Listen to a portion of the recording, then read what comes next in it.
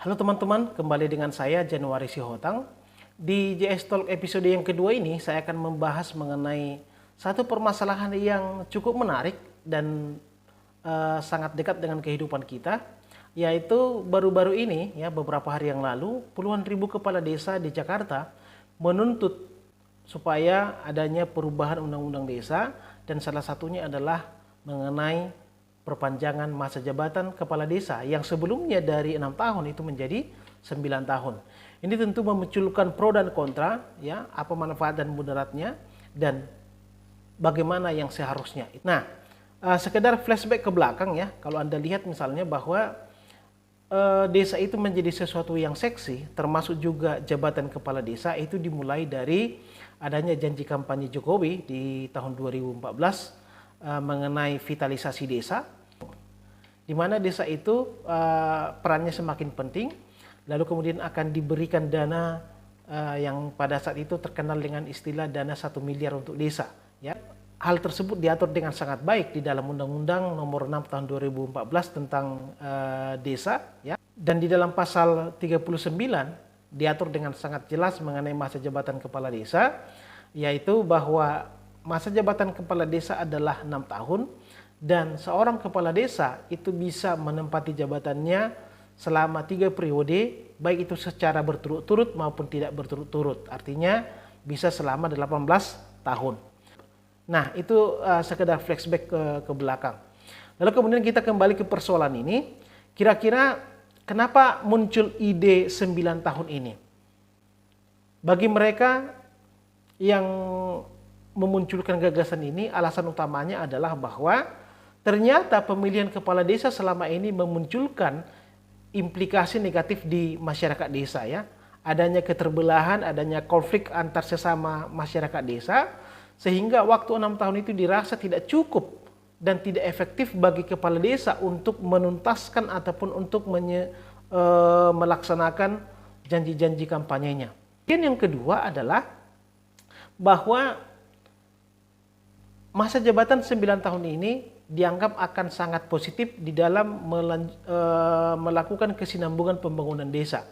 Artinya kalau misalnya ada kepala desa yang menjabat 6 tahun, kemudian diganti lagi, itu kan akan terganggu kesinambungan daripada pembangunan desa. Nah, di satu sisi, alasan-alasan yang dikemukakan itu adalah alasan-alasan yang sangat baik dan menurut saya logis, kan gitu ya.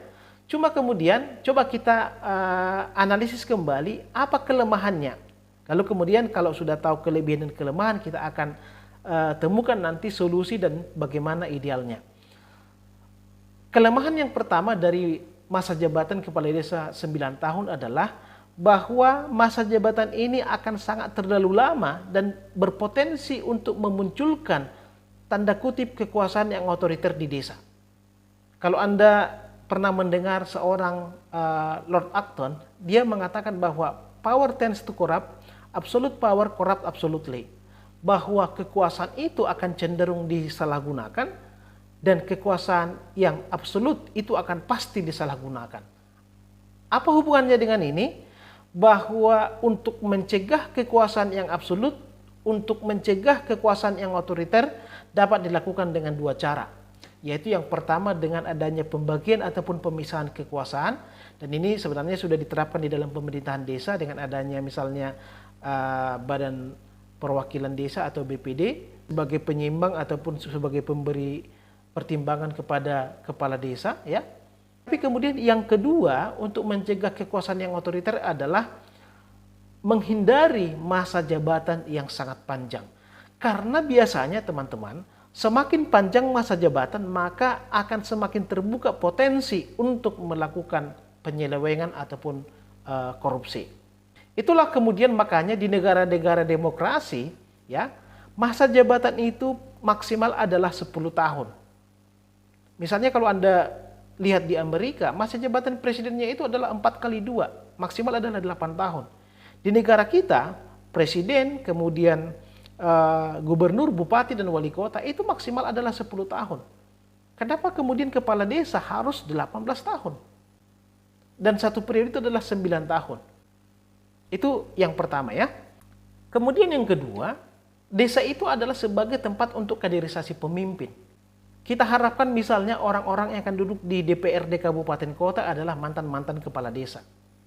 Orang-orang kemudian yang akan menjadi bupati dan wali kota adalah mantan kepala desa. Artinya kaderisasi pemimpin itu ada di pemerintahan desa, karena dialah struktur pemerintahan tanda kutip yang terendah, ya, walaupun misalnya masih ada RT RW, tapi kan itu sudah beda ceritanya. Artinya kalau misalnya regenerasi daripada kepala desa itu harus 9 tahun, lalu kapan lagi orang-orang yang lain itu akan belajar untuk menjadi pemimpin di desa itu sendiri? Kemudian yang ketiga, masa jabatan 9 tahun ini juga akan mempersulit masyarakat untuk mencari pemimpin ataupun untuk memilih kepala desa yang baru. Coba Anda bayangkan misalnya kalau ada kepala desa yang tidak melaksanakan tugasnya dengan baik, maka kemudian masa depan desa itu selama 9 tahun akan terombang-ambing, di mana masyarakat tidak bisa mengambil keputusan untuk memilih kepala desa yang baru. Kalau misalnya masa jabatannya 6 tahun, itu kan waktu yang tidak terlalu panjang gitu loh. Tapi kalau 9 tahun, coba Anda bayangkan 9 tahun itu mulai dari Anda masuk SD sampai kepada Anda tamat SMP. Kemudian yang keempat adalah bahwa masa jabatan yang sangat panjang itu akan membuat pemerintahan desa ataupun kepala desa itu menjadi tidak responsif. Karena dia merasa bahwa masa jabatan sangat panjang, tidak perlu mengambil hati masyarakat, maka dia akan berleha-leha dengan jabatannya itu. Ini sudah menjadi rahasia umum misalnya teman-teman, kalau misalnya mau menjelang pemilu ataupun pilkada ya, 3 tahun atau 2 tahun sebelum pilkada itu para calon-calon itu sudah datang ke masyarakat. Paling tidak untuk seorang kepala desa, ketika dia akan melihat masa jabatannya akan habis, dia akan lebih tanggap kepada masyarakat supaya kemudian hal tersebut diingat oleh masyarakat dan dia terpilih kembali di periode berikutnya. Tapi kalau masa jabatan ini 9 tahun, itu akan membuat kepala desa itu menjadi sangat tidak antusias dengan masyarakatnya itu sendiri. Kemudian ini yang terakhir menurut saya, tapi bukan hal yang tidak penting juga. Kalau misalnya tadi orang-orang atau kelompok yang pro dengan masa jabatan 9 tahun mengatakan bahwa ternyata di desa itu terjadi banyak konflik karena pemilihan kepala desa, maka harusnya ini yang perlu dibenahi. Kita tahu bahwa pemerintahan desa itu adalah pemerintahan yang otonomi asli. Artinya bahwa masyarakat di desa itu masih kental dengan nilai-nilai kearifan lokal. Bahkan sesungguhnya nilai-nilai daripada Pancasila, khususnya sila keempat ya, itu ada di masyarakat desa. Justru nilai-nilai Pancasila itu, kearifan-kearifan lokal itulah yang harus dihidupkan kembali supaya metode penyelesaian konflik yang selama ini sering terjadi akibat pemilihan kepala desa itu bisa selesai dengan baik, tanpa harus berpanjang-panjang sampai 2 tahun seperti yang diutarakan oleh orang-orang yang pro dengan perpanjangan masa jabatan kepala desa. Oleh karena itulah harus ada perubahan mindset bahwa dana 1 miliar per desa itu jangan semata-mata digunakan untuk pembangunan fisik. Pembangunan fisik tanpa perbaikan psikis itu juga akan sangat berbahaya. Makanya alangkah sangat baik kalau dana desa itu sebagian juga digunakan untuk menggali kembali nilai-nilai luhur yang ada di desa tersebut, lalu jiwa daripada desa yang sesungguhnya itu akan hidup kembali. Makanya saya sebenarnya tidak setuju dengan penyeragaman sistem pemilihan daripada kepala desa.